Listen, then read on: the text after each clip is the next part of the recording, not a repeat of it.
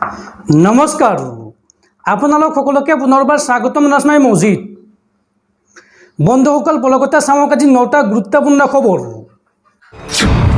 প্ৰথমটো খবৰ, দেশত সমাপ্ত হ'ল 2024 লোকসভা নিৰ্বাচন আৰু অহা 4 জুনত ঘোষণা কৰা হ'ব 2024 লোকসভা নিৰ্বাচনৰ ফলাফল। এইবাৰ দেশত কোনে গঠন কৰিব চৰকাৰ, বিজেপি নে কংগ্ৰেছে? আৰু তাৰ পূৰ্বেই অৰ্থাৎ ফলাফল ঘোষণাৰ পূৰ্বেই প্ৰকাশ পাইছে এক্সিট পোল। দেশৰ কেইবাটাও সংবাদ প্ৰতিষ্ঠানে প্ৰকাশ কৰিছে এক্সিট পোল আৰু অসমৰ 14টা লোকসভা সমষ্টিক লৈ এক্সিট পোল প্ৰকাশ কৰিছে অসমৰ আগশাৰীৰ সংবাদ প্ৰতিষ্ঠান DY365-এ।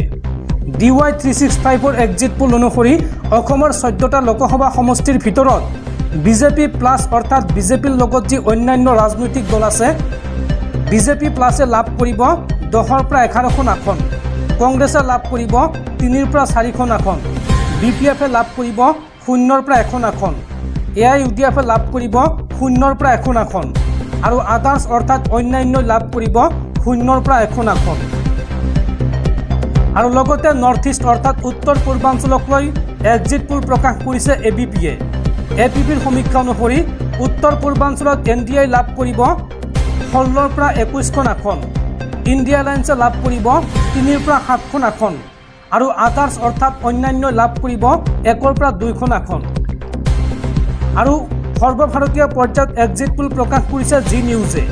জি নিউজৰ এক্সিট পোল অনুসৰি সৰ্বভাৰতীয় পৰ্যায়ত অৰ্থাৎ দেশত NDA লাভ কৰিব 353ৰ পৰা 367খন আসন, ইণ্ডিয়া এলায়েন্সে লাভ কৰিব 118ৰ পৰা 133খন আসন আৰু আদাৰ্ছ অৰ্থাৎ অন্যান্য লাভ কৰিব 43ৰ পৰা 68খন আসন।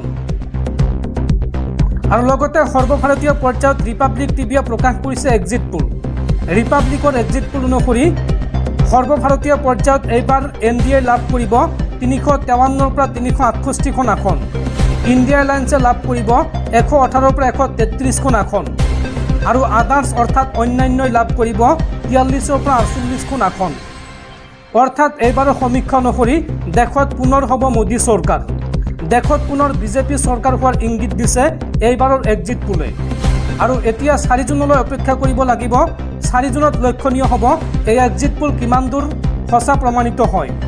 যদি এক্সিট পোলৰ মতে এইবাৰ ফলাফল হয় তেন্তে নিশ্চয়কৈ দিল্লীত পুনৰ বিজেপি চৰকাৰ হ'ব, দেশত পুনৰ প্ৰধানমন্ত্ৰী হ'ব নৰেন্দ্ৰ মোদী।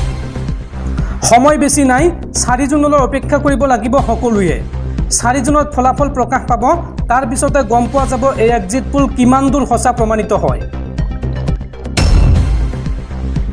পৰৱৰ্তী খবৰ, ধাৰাসাৰ বৰষুণৰ পিছতে দেশত পুনৰ বৃদ্ধি পাইছে তাপমাত্ৰা আৰু প্ৰচণ্ড গৰমৰ বাবে বিগত 24 ঘণ্টাত দেশত 55জন লোকৰ মৃত্যু হৈছে।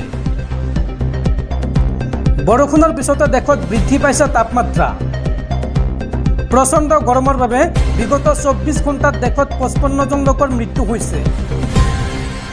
উৎকট গৰমে দহিছে দেশবাসীক। দেশৰ কেইবাখনো ৰাজ্যত 50 ডিগ্ৰীতকৈ অধিক হৈছে তাপমাত্ৰা।